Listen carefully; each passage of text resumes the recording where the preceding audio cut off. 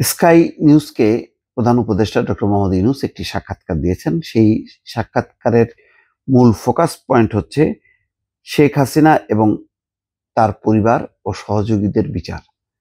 তিনি বলছেন যে তাদের প্রত্যেকের বিচার হবে, কাউকে ছাড়া হবে না। এমনকি তিনি বলেছেন যে ব্রিটিশ এমপি টিউলিপ সিদ্দিক সম্পর্কে বলছেন যে টিউলিপের বিরুদ্ধে মামলাটি খুবই গুরুতর। দেশে তার বিপুল পরিমাণ সম্পদ রয়েছে এবং সবকিছু খতিয়ে দেখা হবে। অর্থাৎ দেশে তার সম্পদ পাওয়া গেছে এবং সেইগুলো খতিয়ে দেখে ব্রিটিশ সরকারকেও জানানো হবে এই হচ্ছে টিউলিপের সম্পদ। তো টিউলিপ ইতিমধ্যে মন্ত্রিসভা থেকে পদত্যাগ করেছেন, সেখানে তার বিষয়ে তদন্ত চলমান। মানবাধিকার অপরাধের দায়ে সাবেক প্রধানমন্ত্রী শেখ হাসিনাকে বিচারের মুখোমুখি হতে হবে মন্তব্য করেছেন অন্তর্বর্তী সরকারের প্রধান উপদেষ্টা ডক্টর মোহাম্মদ ইউনূস। পাশাপাশি অপরাধের সঙ্গে জড়িত হাসিনার পরিবারের সদস্য ও সহযোগীদেরও বিচার হবে বলে জানান তিনি। ব্রিটিশ সংবাদ মাধ্যম স্কাই নিউজকে দেওয়া এক সাক্ষাৎকারে তিনি এই কথা বলেন। সাক্ষাৎকারটি স্থানীয় সময় বুধবার প্রচারিত হয়। সাক্ষাৎকারে ডক্টর মোহাম্মদ ইউনূস বলেন, মানবতা বিরোধী অপরাধী হিসাবে সাবেক প্রধানমন্ত্রী শেখ হাসিনাকে কাঠগড়ায় দাঁড়াতেই হবে।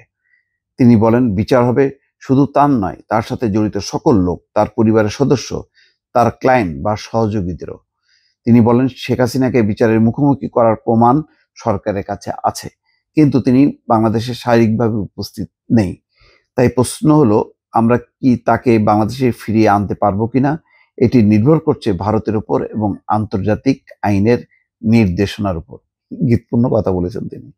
ডক্টর ইউনূস বলেছেন, তাকে ফেরত দিতে আনুষ্ঠানিকভাবে ভারতকে জানানো হয়েছে। এ বিষয়ে ভারতের জবাবের অপেক্ষায় আছে বাংলাদেশ।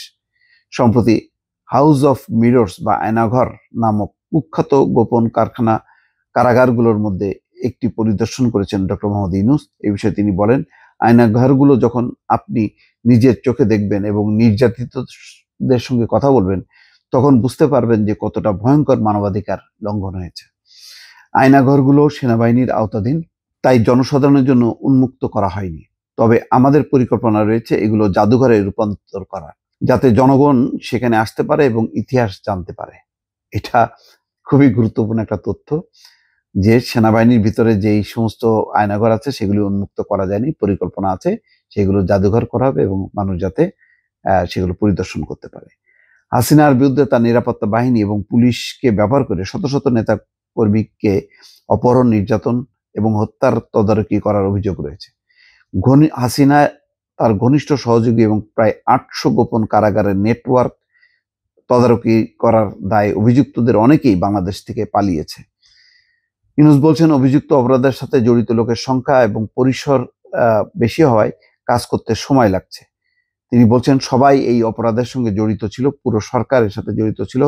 সুতরাং এটা বের করা কঠিন যে কারা সত্যি এবং উৎসাহের সাথে এই অপরাধগুলো করেছিল আর কারা উচ্চ পদস্থদের আদেশের অধীনে এসব কাজ করেছিল, কারা পুরোপুরি এসব অপরাধের সমর্থনকারী না হলেও এই ধরনের কর্মকাণ্ড চালিয়ে গেছে। যাই হোক, একটা বড় ধরনের একটি বিচার, তদন্ত, যে আসলে কারা সত্যিকার অর্থে জড়িত আর কারা জড়িত না, যাতে নিরাপরাধ লোক এই আইনের মাধ্যমে বা বিচারের নামে ফেঁসে না যায়, সেটাও দেখা হচ্ছে। ডক্টর মোহাম্মদ ইউনূস অন্তত বেশ প্রত্যয়ের সঙ্গে বলেছেন যে হাসিনা এবং তার সহযোগীদের বিচার হবে এবং হাসিনাকে কাঠগড়ার মুখোমুখি হতেই হবে, এর কোনো বিকল্প নেই। দর্শক, ভালো থাকবেন। আল্লাহ হাফেজ।